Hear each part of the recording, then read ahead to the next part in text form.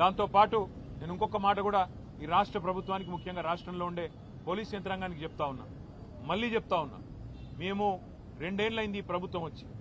మొన్న నల్లగొండ జిల్లాలో ఏ రకంగా దుర్మార్గంగా ఈ ప్రభుత్వం, ఈ పార్టీ, కాంగ్రెస్ పార్టీ వ్యవహారం చేసిందో, మా మల్లయ్య యాదవ్ గారిని అక్కడ మర్డర్ చేసి మొదటి విడత పోలింగ్ కంటే ముందే మర్డర్ చేయడం జరిగింది. నల్లగొండ నియోజకవర్గంలో ఒక సోదరుడు, ఒక బీసీ సోదరుడు, ఆయన కూడా నామినేషన్ వేస్తే నామినేషన్ వేయొద్దని బెదిరించి కొట్టి ఆఖరికి కిడ్నాప్ చేసి ఆయనకు మూత్రం దాగిచ్చారు. అయినా కూడా ఇంతవరకు కేసు పెట్టలేదు అక్కడ ఉండే పోలీస్ యంత్రాంగం. ఈ రకమైన అరాచకాలు ఏవైతే ఇవాళ రాష్ట్ర వ్యాప్తంగా జరుగుతున్నాయో, ఇటు కామారెడ్డి జిల్లా ఎల్లారెడ్డిలో గాని, అక్కడ సూర్యాపేట జిల్లాలో గాని, నల్లగొండ జిల్లాలో గాని, ఇవన్నీ కూడా గుర్తుపెట్టుకుంటున్నాము. ఇవన్నీ కూడా ప్రజలు కూడా గమనిస్తా ఉన్నారు. పోలీస్ యంత్రాంగాన్ని నేను మళ్లీ కోరుతున్నా, ఇప్పటికైనా స్పందించండి, మీ డ్యూటీ చేయండి. ఒకవేళ మీరు చేయని పక్షంలో మరి మేమే డ్యూటీ చేయాల్సి వస్తుంది. తప్పకుండా శాంతి భద్రతల సమస్య వస్తుంది.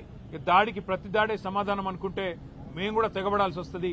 తిరగబడ్డప్పుడు మరి మీకే ఇబ్బంది అవుతుంది, గుర్తుపెట్టుకోమని చెప్పి కూడా కోరుతూ, రాష్ట్ర ప్రభుత్వాన్ని మళ్ళొక్కసారి నేను చెప్తా ఉన్నా, మరి రేపు మళ్లీ ఇంకో దశ ఎన్నికలున్నాయి.